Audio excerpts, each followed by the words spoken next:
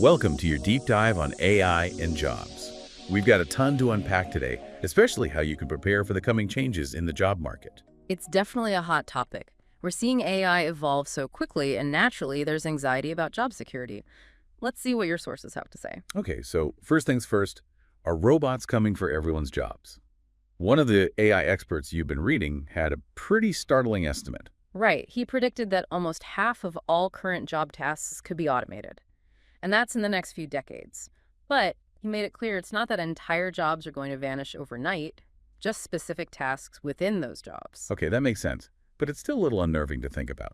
50% is a lot, even if it's spread out over a few decades. And it makes you wonder, other tech shifts, like the rise of smartphones, for example, ended up creating more jobs in the long run. This expert seems to think AI is different, though. He makes a comparison to smartphones, actually, to explain why this wave of AI feels so much more intense. He's really talking about the pace and the sheer scale of what AI can do. It's not just about learning a new software program this time. This is different. AI is fundamentally changing how we solve problems. It's even changing creativity. To illustrate this point, he compares it to the Industrial Revolution, which makes sense, especially given your interest in history. So are we essentially talking about another industrial revolution, where millions of jobs are lost because of new technology?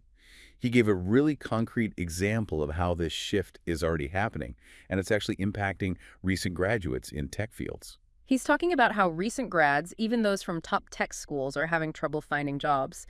Companies are now looking for people who already have experience working with AI, even for entry-level positions. It's a sign that the skills you need to succeed are changing really fast. And those who don't adapt, well, they're already feeling it. It can feel like you're trying to board a moving train.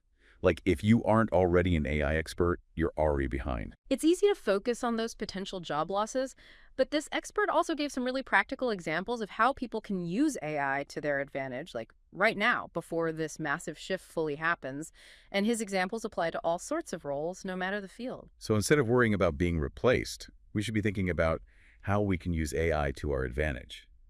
How do we even begin to shift our thinking that way? That's exactly it. He emphasizes that this isn't about AI replacing us. It's about using AI to enhance the skills we already have.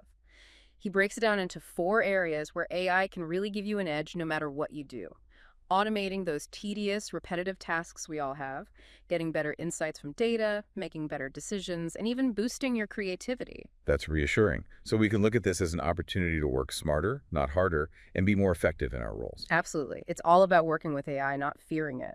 That makes a lot of sense. He doesn't sugarcoat things, though. He also gave this rather chilling example of how AI-generated audio, particularly, could be misused. He mentioned something about getting fake phone calls from your own mother, which, honestly, that's terrifying. Deepfakes. He's particularly worried about those, especially AI-generated audio and video. The potential for deception is huge, and it goes way beyond just scamming people out of money. Think about the impact on things like elections, public trust, even personal relationships. If you can't trust your own eyes and ears, what can you trust? It's unsettling, yeah. And he's not the only one who sees it that way. You included that interview with the AI entrepreneur, and he had some pretty thought-provoking and even unsettling things to say about just how fast this is all happening. Like, he talked about recent graduates in India from their top tech schools, the IITs, and how hard it is for them to find jobs now. Oh, yeah. He really drove home the point that this isn't some far-off sci-fi problem that's happening now. He said something like 38% of recent IIT grads couldn't get jobs, right? And if those graduates from elite schools are struggling to find jobs in a world that runs on AI, what does that mean for everyone else? Exactly, and he said that's just the beginning. He used the Philippines as an example, specifically their call center industry. Think about it. If you're a company with a huge call center and AI can do that same job 24/7 perfectly with no complaints, well, that's a pretty hard deal to say no to. And he basically said that no job that could be outsourced is safe, which is a lot of jobs. And it's not just like entry-level stuff either. He sees this affecting higher skilled jobs, specialized work too. It seems like AI could impact any job that can be done remotely. Right, and it's interesting, he connected this back to why people are so anxious about AI taking over jobs. He said some jobs will definitely be lost, but the real issue is the speed. Companies are going to have to adapt so fast, and people need to be ready to learn new skills their whole careers. So how do we do that? How do we make sure our skills don't become obsolete in a world where technology is changing so quickly? How do we future-proof ourselves? He stressed that education needs to change, big time. It's not enough to just teach people how to code. We need to be teaching creativity, critical thinking, problem solving, skills that AI can't replicate. Those are going to be essential. It's like learning how to learn more than any specific skill, right? Because what's in demand today might be gone tomorrow. Those are the skills that will really set humans apart. He also talked about the importance of lifelong learning. You used to be able to graduate from college, get a job, and that was it. You were set. Those days are gone. Things are changing so fast now that we all have to keep learning our entire lives. So we need to be ready to constantly be learning new things, upgrading our skills, which is kind of daunting, but also exciting in a way. Did he have any other suggestions for adapting to this new world of work? He argued that we have to rethink the way we think about work altogether. Like the traditional 40-hour work week, that might have to change. Maybe we need a universal basic income or a 4-day work week. He threw out some pretty radical ideas. A universal basic income, a 4-day work week, those are pretty big ideas. I mean, it feels like we're talking about a totally different way of thinking about, like, work-life balance in general. But those changes take time, right? So how do we deal with this transition? What did he say about how we can prepare, both individually and as a society? He really stressed being proactive, like don't wait for your job to disappear or for the government to figure everything out. Start thinking now about what skills you'll need and then, start learning them. There are so many online courses, boot camps, things like that to help people get those new skills. So it's about taking control of your own career path, Oh. owning it, and not being afraid to learn new things. It's like a shared responsibility, though, right?